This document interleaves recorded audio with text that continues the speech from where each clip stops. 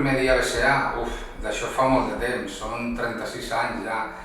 Jo vaig entrar a l'hospital quan encara era l'hospital antic. El primer que recordo va ser que aquí es coneixia tothom.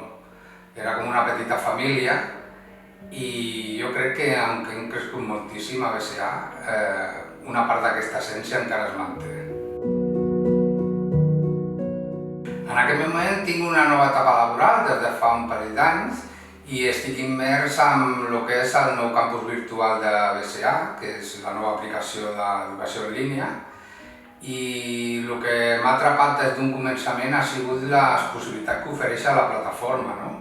No només perquè aquest projecte és un avanç tecnològic, sinó perquè, a més, ens ofereix la possibilitat que podem canviar o reinventar la manera en què ensenyem i aprenem.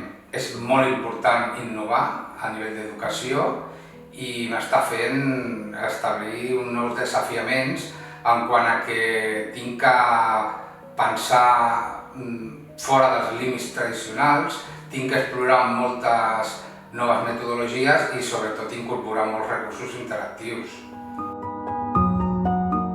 En el futur pròxim, sobretot em veig havent d'enfrontar-me a nous desafiaments, perquè és una etapa nova per mi i crec que ho haig de fer amb una actitud molt positiva, una ment molt oberta i sobretot tinc que intentar aprendre i adaptar-me a cada innovació que vagin sortint al camí. A mi sobretot el que m'agradaria és veure aquest projecte que arribés el més lluny possible. Ara que ja la meva jubilació no està tan llunyana, doncs m'agradaria haver contribuït a l'èxit d'un projecte que perdurés.